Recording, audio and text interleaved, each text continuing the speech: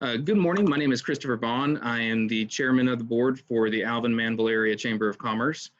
We appreciate the leadership that all of you have brought to our community during this COVID-19 crisis. I would also like to recognize what an amazing job our community is doing to support each other, the students, and our businesses. I know that we are all ready to get to our new normal. Last Friday, we heard some encouraging news from Governor Abbott.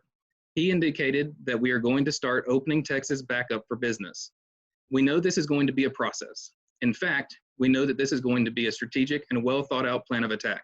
We also know that students will not be returning to their classrooms. Although this is bittersweet news, we know it is to keep the kids safe. We'd like to be able to share what it will look like with the Alvin Manvel area as we move forward. It will not be as easy as saying we are open. Commissioner, let's hear from you first, if you don't mind. All right, thank you, Chris. And just a couple things. As far as when this all started back on March 14th, prior to that, the county had already activated our EOC. And I do want to give kudos to our county judge and health director, Kathy Spruce, keeping us all up to date as we move forward. And you'll see some things that will help you and the people out there to know where we're at in the county. So far, the judge has adopted all of the governor's orders as we move forward with a few modifications.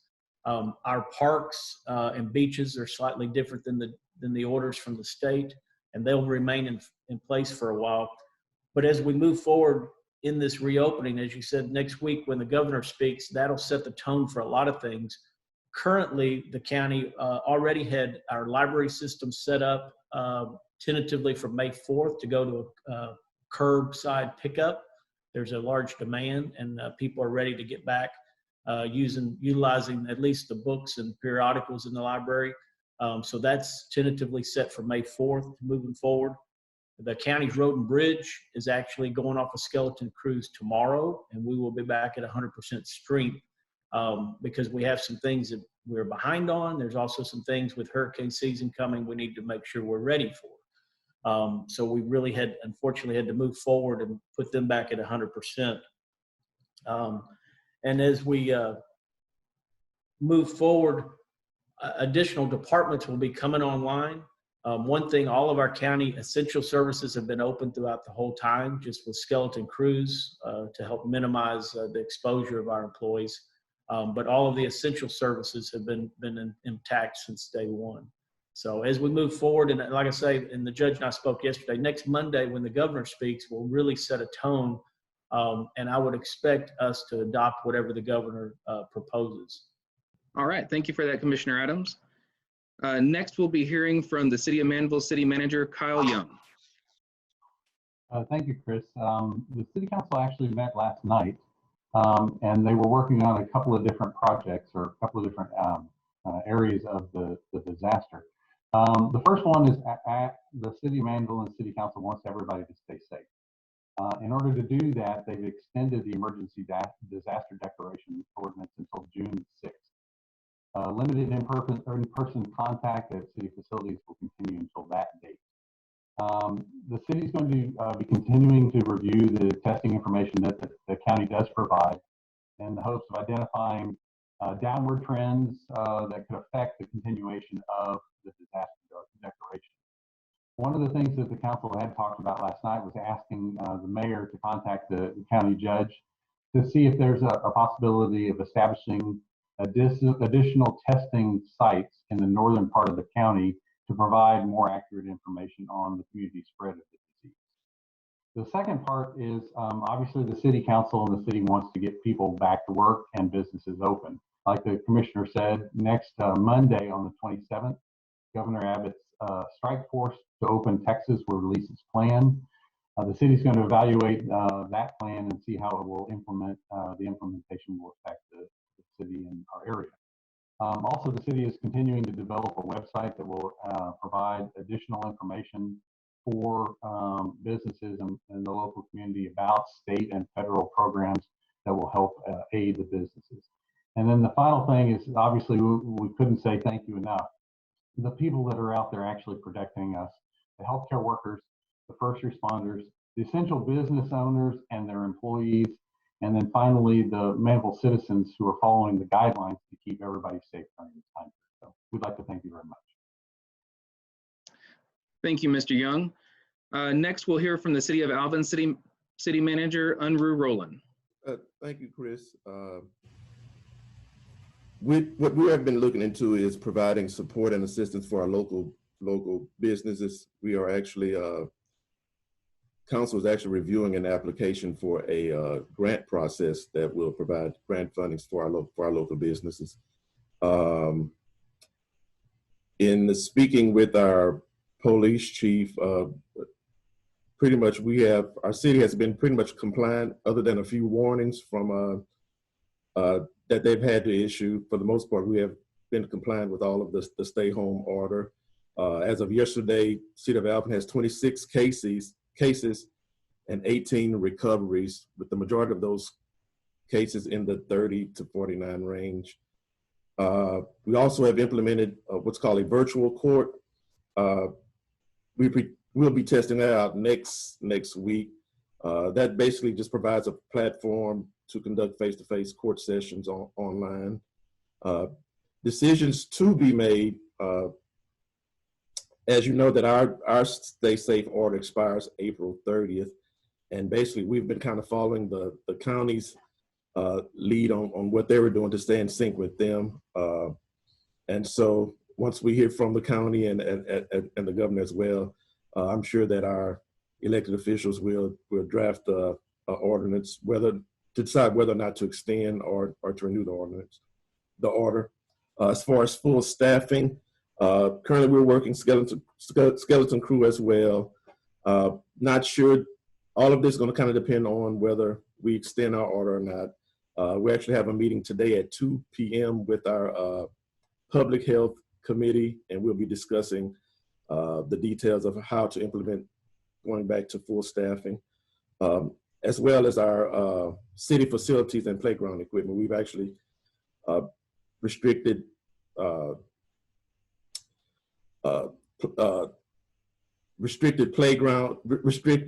residents from playing on our playground equipment due to the order and due to the lack of staffing to keep the equipment sanitized. And so all of this is going to come and depend on the order. Thank you, Mr. Rowland. Next, we'll be hearing from Alvin Community College President Crystal Albrecht. Thank you very much. Good to see you all.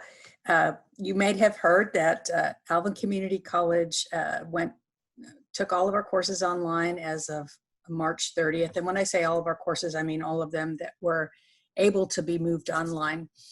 Some of our courses require a lot of hands-on training, and so some of them had to be suspended for now, and our students are waiting for us to be able to bring them back to class to teach them out.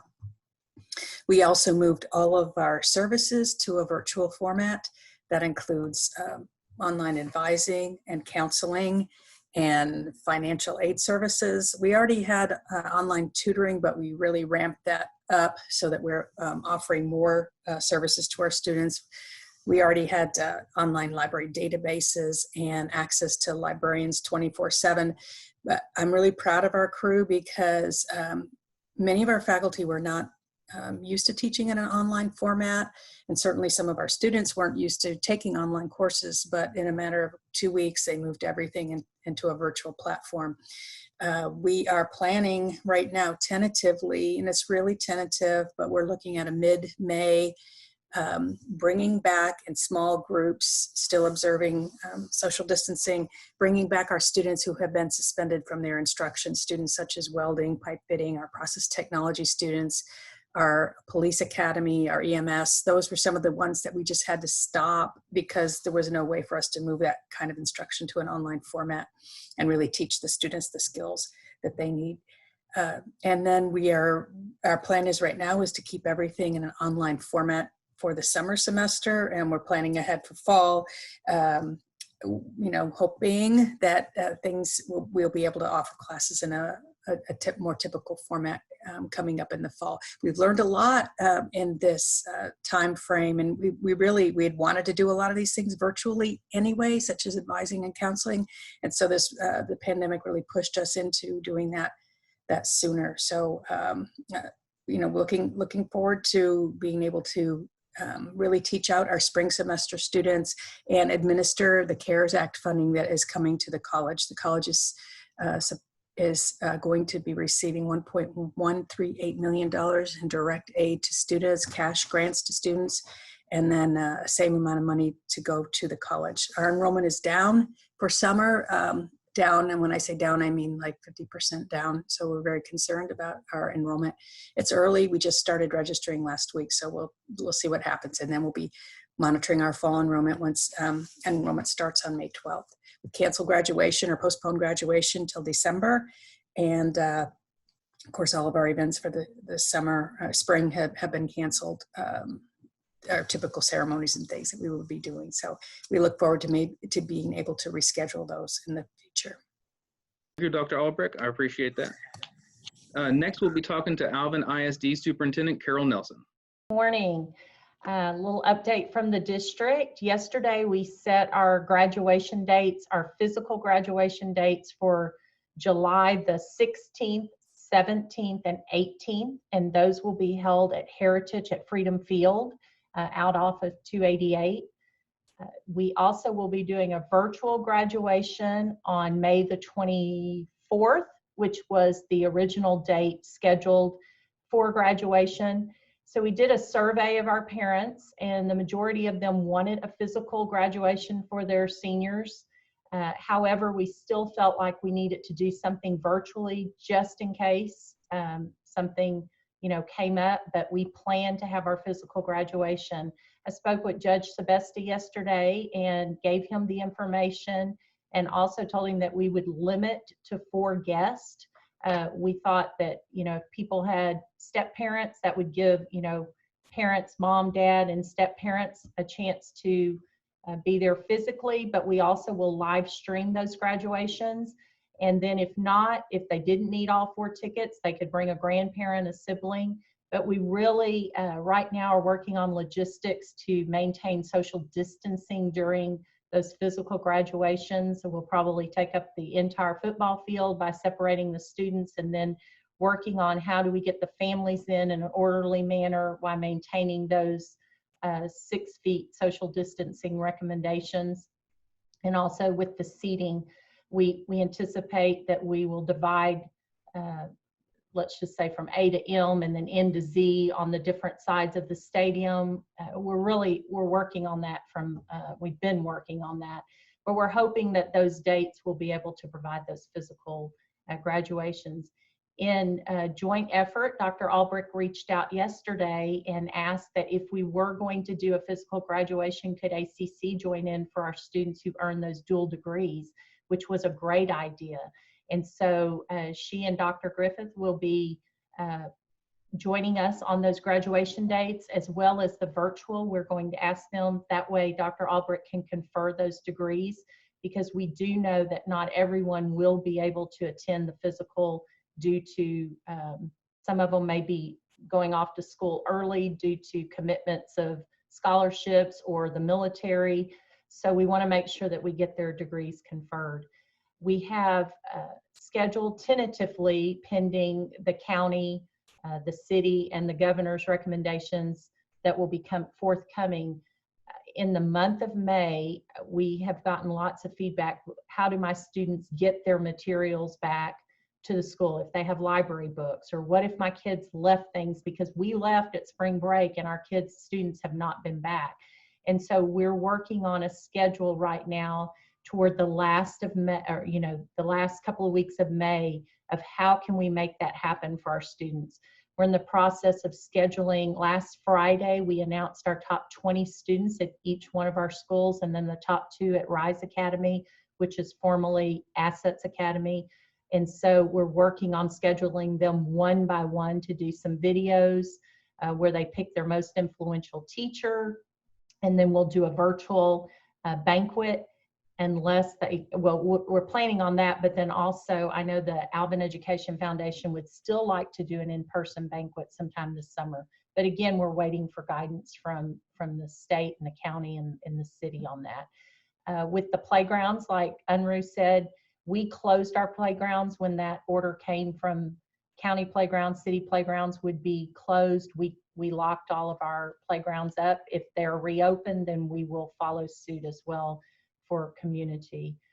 In conjunction with with that, we have online instruction going on, but we also have packet pickup for those students who do not have access. We've bought hotspots for several of our special ed students who we have to still provide special ed services for all of our students. The federal government, IDEA, did not relax any of the requirements there so that our students still receive their services. We know that services are better provided in person, so we're anxious to get back. Right now, our plan is to push summer school from June to July, and we're hoping to be able to do that in person because we know there's some learning gaps and students who need the in face-to-face instruction. Hotspots are on back order. We continue to order what we can get for our students, but even if we gave them a device, they don't have access. We've talked about in the past doing the hotspots on buses. However, that causes people to congregate and social distancing doesn't happen. And so we were real hesitant on that. So we do have students that do come periodically and pick up packets for instruction, and then teachers call them and check in and provide some instruction. That all started the week after spring break. We planned the week of spring break. Our commissioner of education, we were having daily calls with them, and Region 4 superintendents were having daily calls. We're now down to twice a week, communicating with our commissioner and getting updates, and then Region 4 are as needed, mostly weekly. So just trying to stay in contact and get the best information out for our students in our communities. We know again that safety of our students is top priority, but we are going to have to really play catch up once we do get back. So that's an update from the district of the most current information. One other thing real quick is I think it's important for community and the chamber to know is we are providing meals for our students. Anyone can go and pick up, and we're up to providing 3 meals a day, and they can pick them all up between 11 and 1. I think last week we served over 6,300 meals for that week. So that's so important for our families to be able to have that availability to feed their students or their children. With that, thank you guys very much. Again, I want to reiterate kind of what Ashley said there, that we thank you all for your leadership. It's been great to have this community and to see the support that we give each other throughout the community. If there's anything anybody has, any questions or additional information they would like, please let us know either by email or give us a call here at the chamber. If there's anything we can do for y'all by putting out more information or something like that, please shoot it to us. We can shoot it out to our Facebook pages and get it out there in the community more readily if we could. Again, thank you very much, and y'all have a great day.